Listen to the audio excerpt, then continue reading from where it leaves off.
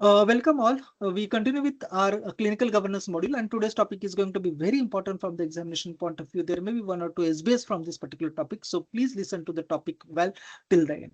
The topic is understanding the audit, very frequently asked. So basically, it's a part of clinical governance, which is a framework for accountability plus quality improvement. So what exactly the clinical governance concern about? The clinical governance is mainly it's a basically framework for accountability plus quality improvement.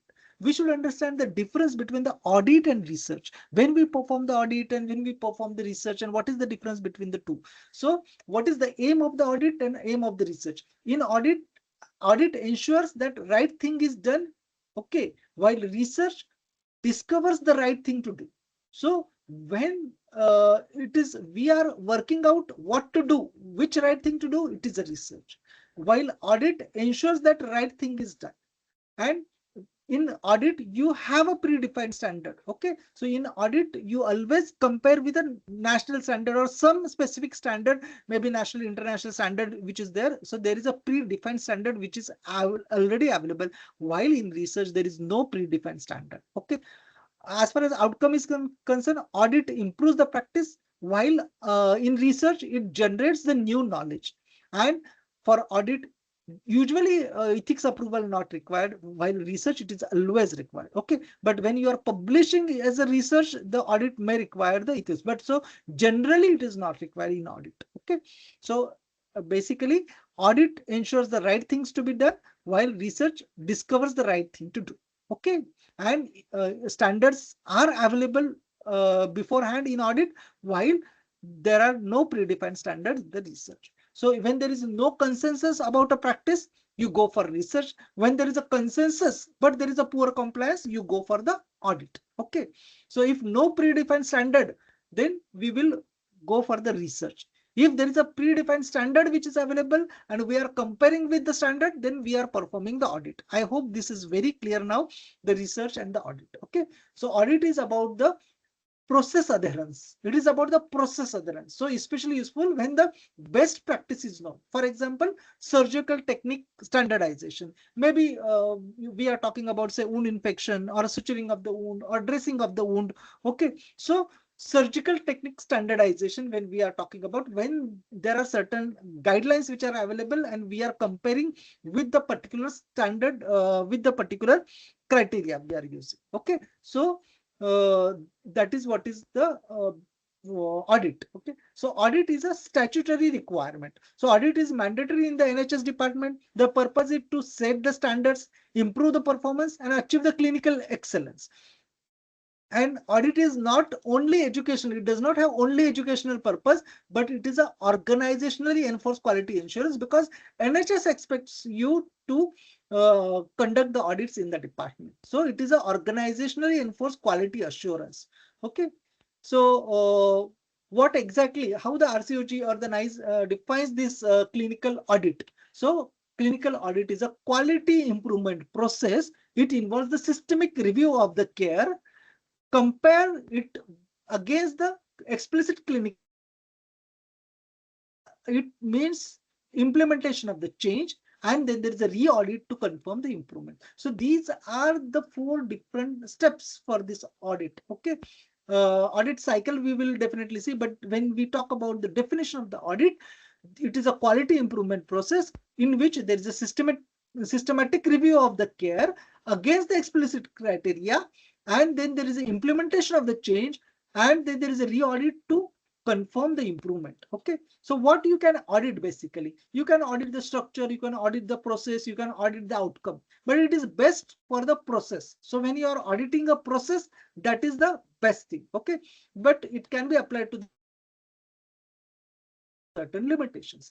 So structural audit, if you are doing, it may be related to the organization or the resources. So for example, MDT care in ovarian cancer. Okay, so whether the MDT care is provided, we know that there is a diagnosis of ovarian cancer and this is what is the treatment, but the this has to be discussed in the MDT multidisciplinary team.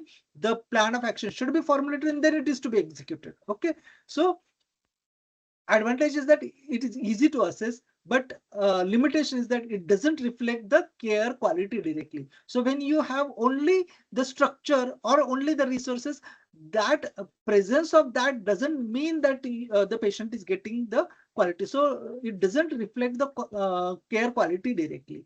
But when you do the process audit, so what is done actually, that you are going to audit. So any process, what you are doing, that is audited, that will be more important. So for example, percentage of women receiving the antenatal steroids. So you are actually studying this particular practice or auditing the practice of giving the antenatal steroids. That is the direct measure. It is frequent and cheap. Okay, so it assumes link with the outcome. So process, if you have the process audit, it assumes a direct link with the outcome. Now, third, what you can audit is the outcome. You can also audit, but it is the result of the care. Maybe mortality, morbidity, it is the ultimate measure. But this particular outcome also has got certain limitations, that it is confounded. Okay, it is sometimes it is delayed, needs large sample. If the outcome is rare, you will require large sample. So an outcome is not related only to the process. There may be patient related factors also. So so n number of factors are affecting the outcome. So the most important and the best is to go for the audit of the process. So best type of audit is the process measure. So when audit is not appropriate, so this is a very important concept we should understand. The audit should not be done when there are no clearly agreed standard, evidence baseline is not certain, clinical practice is highly variable without consensus. Okay, so when we are auditing, suppose do some audit in the department, there has to be uniform practice. So if there is a not uniform practice or highly variable practice without consensus, then audit is not appropriate. Okay, there has to be clear standard. If there are no clear agreed standard, if the evidence base is not certain, then it is not good concept to do the audit. So instead, what you can do, you go for the research and then you audit. Once you get the standards and the guidelines and you start implementing, then you go for the audit. So what are the limitations of audit in changing the practice? So audit is supposed to change the practice. That is what is the fact. But there are certain limitations, and the limitations mainly is that audit does not practically lead to the change, and this is mainly because clinician may not agree with the guidelines. Guidelines may be impractical. There may be some local constraint like resources or skills availability. So that is why the practice is not getting changed, because of n number of things, though the guidelines are available. Okay, but there may be some local issues in following the guidelines. Okay, the following the guideline may be impractical if the resources are not available.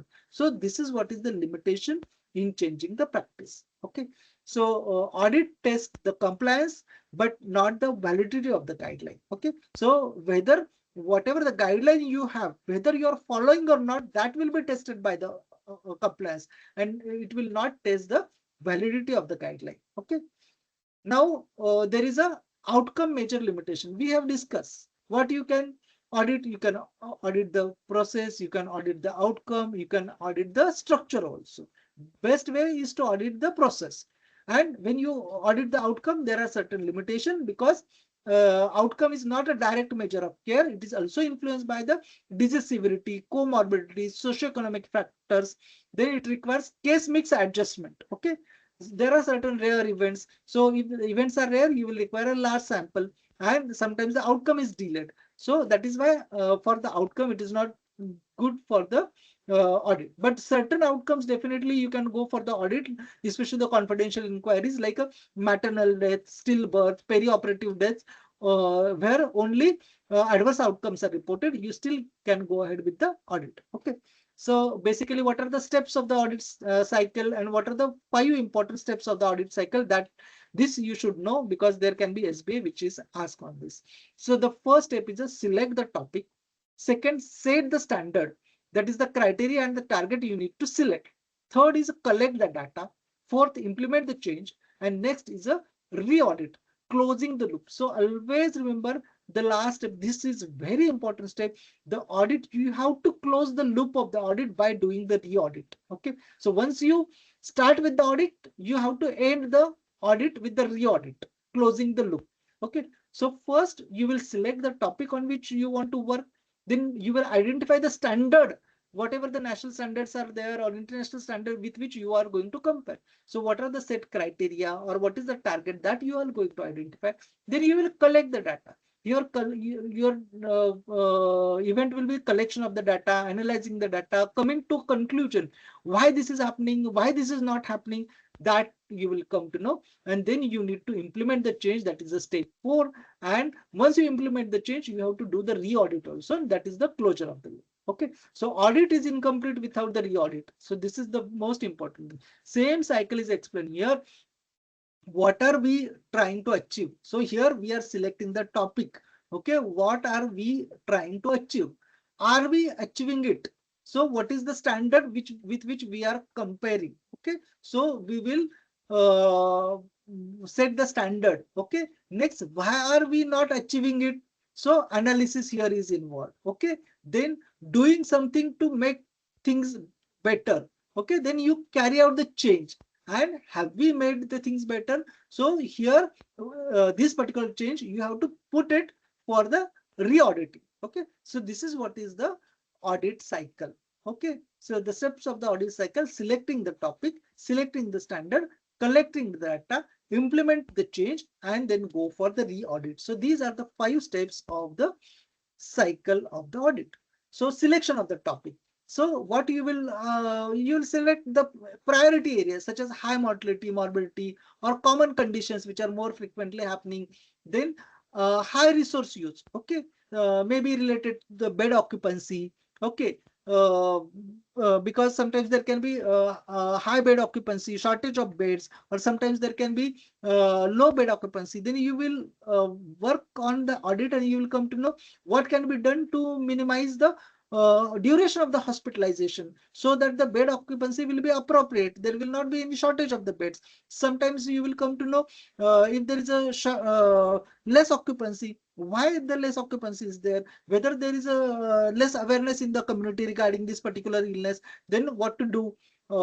That is how the resource use also is taken into account, and then the evidence-based areas. Okay, so key question here is, will this audit change the practice? Okay, so you will select the topic on this. Will this audit change the practice? So when you want to change the practice and select the topic, you will select the topic on this. Okay, then once you select the topic, you set the standards and the criteria with which you are going to compare.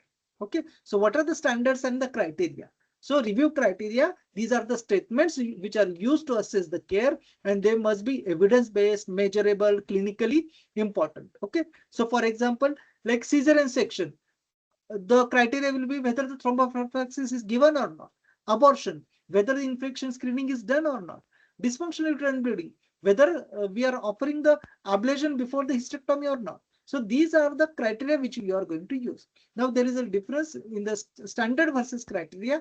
Criteria, what should be done, while standard is the percentage of the compliance expected. Okay, so standard is the percentage of, suppose infection screening in abortion, how many patients, whether it is 90% are getting screened, whether 70% are getting, that is the standard of compliance. Okay, well, criteria is the infection screening, while standard is the percentage which is achieved. So criteria gives this criteria will be in steroids will be to give the steroids, and standard is the 90% compliance. How much is the compliance is the standard, and this standard we will be taking from the national standard. Okay, so whether you are reaching to this national standard or not, that we are going to compare.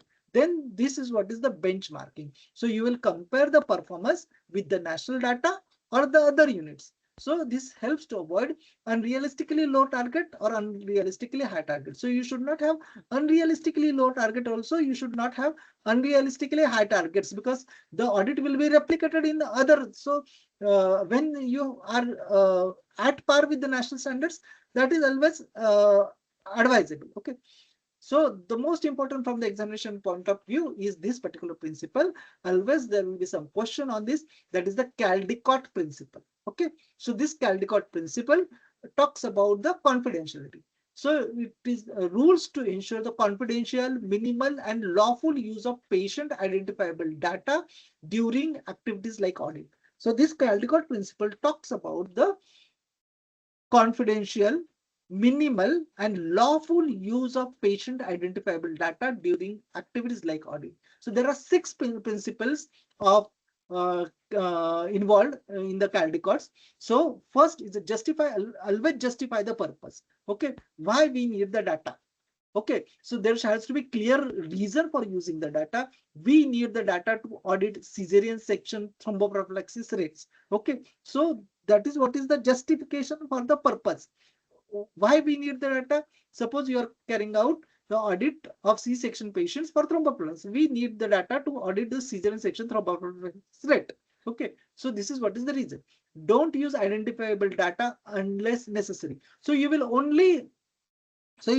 take only the name. You will always avoid the names and IDs of the patient. Use hospital number instead of the patient name. You will use the hospital number. So identifiable data is not used. Third, use minimum necessary data. Only data which is important or essential, that will be collected. If the address is not required, so don't collect the address if not needed. Okay, then data will be collected on need to know basis. Okay, so limit access strictly. Okay, only audit team can view the data set. So only the team which is concerned with the data collection or related to that, only that particular team will have the access. So need to know, who need to know will only have the access. So limit the access strictly. Next is everyone be aware of their responsibilities. So staff trained should be trained in the confidentiality. Junior doctors should know that the data cannot be shared on the WhatsApp. Okay, and comply with the law. Always follow the data protection laws. Data stored securely as per the policy. So these are the 6 principles which are involved in handling the data. Okay, so the Caldicott principle basically deals with the confidentiality, minimal and lawful use of patient identifiable data. Okay. So regarding the data, what is the data? So data must answer your audit question. So for audit, there will be questions. So your data should answer your audit question. The definition must be very clear. Say for example, cesarean rate. Okay, cesarean rate. You need the number of cesarean section and the total births. So your data should be able to give you the cesarean rate. So if your data is appropriate, then only your question will be answered. Then what should be the data sources? Like routine database, maybe theater records or the clinical records, observation, or sometimes questionnaires will be the records. Then who collects the data? If it is a small audit, investigator can collect. If it is a large audit, then clinical staff or audit team can collect. Then the confidentiality, we have seen the Caldicott's principle. Always justify the purpose. Don't use identifiable data unless necessary. Use minimal data. Need to know access, responsibility awareness, and comply with the law. So these are the Caldicott principles. Okay. Then audit. Okay, is a part of the care. So implied consent is acceptable. Okay. So for audit, we need not have a separate consent. It is actually the part of the care which we are providing. So only for the audit, implied consent is acceptable. Okay, but if we are going to go for publication, then definitely ethics committee and all those things may come. But when we are plainly performing it as an audit, this implied consent is acceptable. Okay, so data management will involve the entering the data into the Excel or Access or SPSS software or Stata you can use. And then there is a coding of the data, such as you may code yes as 1, no for 0, missing will be labeled as 9. Okay, so you can do the data management using appropriate software. So consistency check will be done to reduce the errors. Then you analyze the data. Okay, so if it is your data is a categorical, it will be presented in percentage manner, and test applied will be the chi-square test. If it is a continuous data, you will calculate the mean plus standard deviation, and you will use the t-test. If it is data is not normally distributed, then you will calculate the median, and you will use the non-parametric test. Okay, so most audit use the descriptive statistics only. So once you have done it, then you go for implementation change. Okay, so basically once the audit is complete, then the feedback of the results is to be given to the team. There will be audit meeting. Okay, after the completion of the audit, there will be audit meeting. All stakeholders will be given the feedback regarding the results. Then there will be team based approach for the implementation of the change, and it is a multiple interventions will be suggested and will be implemented. Okay, so audit without change is actually waste of time. Okay, now we will learn why the audit fails. Okay, so audit can fail if there is no participation because stakeholders are not involved. If there is no re-audit, then the cycle will remain incomplete. Okay, sometimes there can be lack of support from or there may be poor organization of the audit, lack of time, no protected time is given, lack of training. If the methodology is not poor, that will also lead to the failure of the audit, and there may be certain cost issues such as resource constraint. Okay, then what makes the audit successful? If there is a clear objective, strong leadership, if there is a teamwork, supportive environment, multidisciplinary environment, you will have the success in the audit. Now, in the audit, we use sometimes we use the questionnaire. Now, the questionnaire is designing the questionnaire. There are two types of question. Question may be open-ended or it may be close-ended. Open-ended questions are easy to design, but they are hard to analyze. Okay, that is what is the problem when you have an open-ended question. When you have the closed question, it is easy for the analysis, but it needs a proper planning because when you are putting a closed question, you will expect certain sets of answers. So all answers should be there in the options. Okay. So if some additional thing you are expecting, then you will use other if needed. Okay. And always use the pilot for the questionnaire before the use. Okay. So that finishes the topic of audit. Thank you. We have certain questions, doctor. Can you please go through the questions?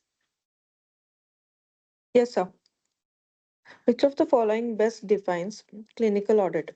A. Generating new clinical knowledge.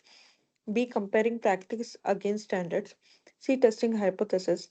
D. Randomized comparison of treatment. C. Observational cohort study. It is B. Comparing practice against standards. Yes. Audit concern with this comparing the practice against that. Next. Which measure is best for assessing quality of care in audit? A. Mortality. B. Morbidity. C. Process measure.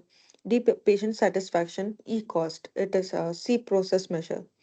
Always it is best for the process. Okay. Next. Which situation requires research instead of audit? Known guideline exists but not followed. Practice varies and there is no agreed standard.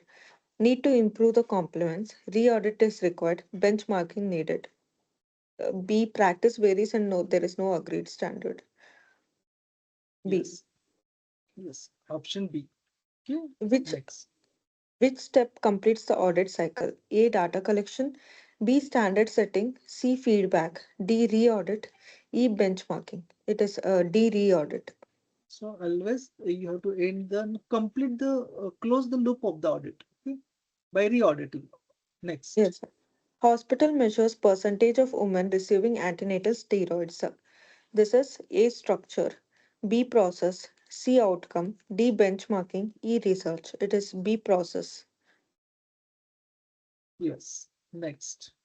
Outcome measures are limited because they're easy to measure.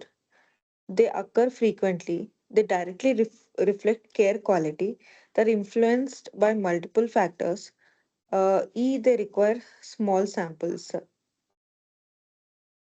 D. They're influenced by multiple factors. Yes. Outcome is a multifactorial. Okay. Next. What is a criterion in audit? It is A. Percentage compliance.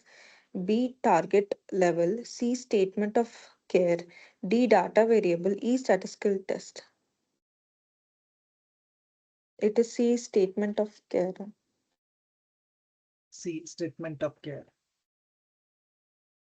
What is standard? A. Description of care. B. Measurable variable. C. Percentage of compliance expected. D. Outcome measure. E. Guideline. So it is C. Percentage of compliance expected. Yes. Standard is a percentage of compliance expected. Next. Which is an example of benchmarking. A. Comparing pre and post audit. B. Comparing hospital with national data. C. Setting criteria. D. Collecting data. E. Implementing change. It is B. Comparing hospital with national data. Yes. Next. Why do audits fail most commonly? A. Too much data. B. Lack of statistical tools. C. Failure to re-audit. D. Excess funding. E. Too many guidelines. It is C. Failure to re-audit. It's failure to re-audit. Next. Which is true about audit? A. Always leads to change. B. Test validity of guidelines. C. Measures compliance with standards. D. Requires ethical approval always. E. Generates new knowledge. It is C. Measures compliance with standards. Yes. Next. Which is the most appropriate data source for repeated audit? A. Interview. B. Clinical notes. C. Routine database. D. Questionnaires. And E. Observation. It is D. Questionnaires. See, C. it Routine. is routine database. Whatever is the routine database, you take that primary. Okay. Yes. Which Caldicott principle is being followed when only anonymized patient IDs are used? A. Justify the purpose. B. Do not use identifiable data unless necessary. C. Need to know access. D. Responsibility awareness. E. Legal compliance. It is D. B. Do not use an identifiable data unless necessary.